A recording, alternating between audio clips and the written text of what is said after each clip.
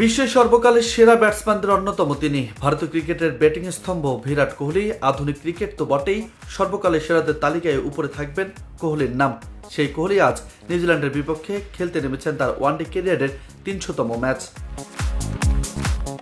এই ম্যাচে অবশ্য ব্যর্থ হয়েছেন কোহলি, ফিরেছেন মাত্র ১১ রান করেই। তবে তাতে কি, কোহলির জন্ম তো রেকর্ড ভাঙার জন্য। ব্যর্থতার দিনেও এক অনন্য রেকর্ড করেছেন ৩৬ বছর বয়সী এই ভারতীয় ব্যাটার।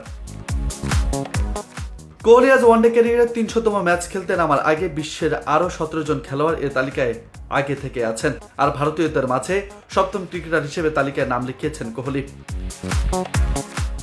তবে এই ম্যাচে কোহলি গড়েছেন এমন এক রেকর্ড যা আগে কোনো ক্রিকেটার স্পর্শ করেননি।